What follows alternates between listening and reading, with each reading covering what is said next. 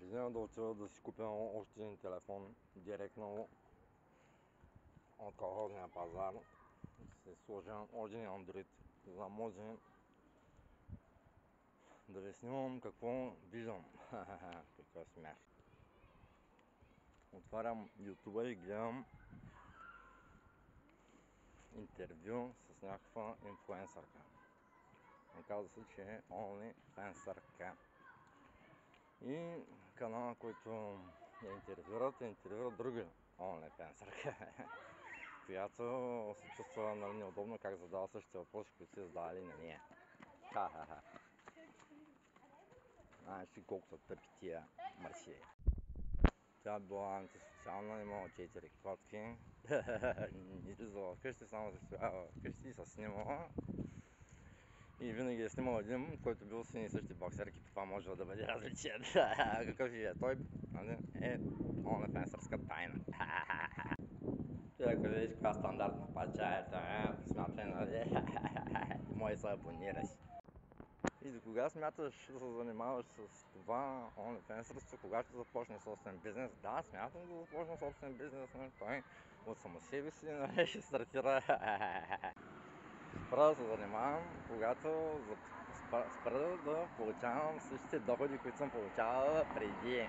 Нали, ще бъда честна, ще го призная и тогава ще се наложи да започна сериозен бизнес. Ще се наложи. Сега помисли си, че входната ти такса там с крипсаните е $5, или колко там, $10 за по-елитните лос-анджелески коври. Ако ще 150 сабскрайбъра да имаш по $5, смятам, нали, една минимална заплата не му е вързиш. И защо не обичал, нали, сред хора въобще, нали, тя, нали, другата тя така била, нали, да, аз, нали, съм много ценна, нали, много, нали, добре изглеждам, нали, много се снимам с фигура, но не с никакви хора не се срещала. Не обичала да общува. И вика, признавам си, аз съм много скучен човек. И другата тя вика, ами да, и аз съм много тъпа в принцип. Ти смятай за къв самоанализ става, брат. И да ви дам за пример, как вчера, примерно, в мола, минаваме с моята приятелка и тълпа, младежи, ето ги, OnlyFansърките, там много са притеснили, избързали да се скрият. Тя, ако смята, че може да я различиш тая, като видиш след 3 дена да я познаеш, някак да стане. Тя съм мисля за оригинална, разпознаваема. Вау! Сега че ако вземем за 120 от банкомата, може да вземем един чисто нов чистак. Android. Видяха държа и тая. Така.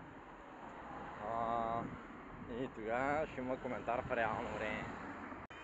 Тогава ще може да се смеете с мен в реално време, защото се личи кое е реалната онлайн звезда. Аз с моите фенове постоянно доставям нов и нов контент. А не като тези мърши, дето се крият, за да не ги види някой на живо, като са скелети. Защото ако си 48 кг и на снимки изглеждаш привлекателно, мога да ти кажа, че на живо не ставаш за нищо.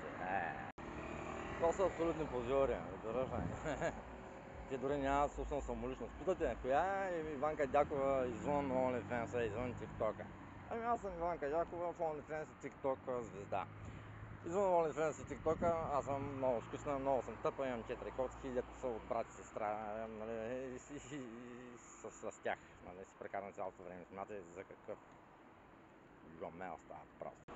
Ако сега в реално време срещам тук един банкомат, ме изсъмбям 120 лева, отивам и веднага вземем един какъв, може да е Nokia, даже Android или Samsung, ама що пък, честно ти казвам, оная нова 8, дето ми се разцепи дисплея, ти казвам, с какъв срок дисплей имаше да взема, ако бях нова 8 или нова 9. На Huawei.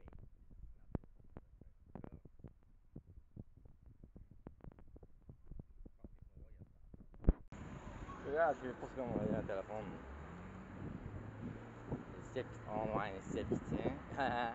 А с други ден ще го снимаме, така ще го прикачвам. Защото с един смартфон мога да кажа, че някаква направиш. Така че моите фенове ги стара партия за вести, трябва да се смейте и трябва да знаете, че по принцип сега в момента онлайн как се правят пари, на един смартфон си пускаш криптоуъркъри, т.е. прикачваш компютъри, които интегрират и постоянно ти прикачват биткоин, който с смартфона си ги активираш, си ги цъкаш, така си правиш пари от интернет, а не да мамиш други хора, които запрецакват заради ти.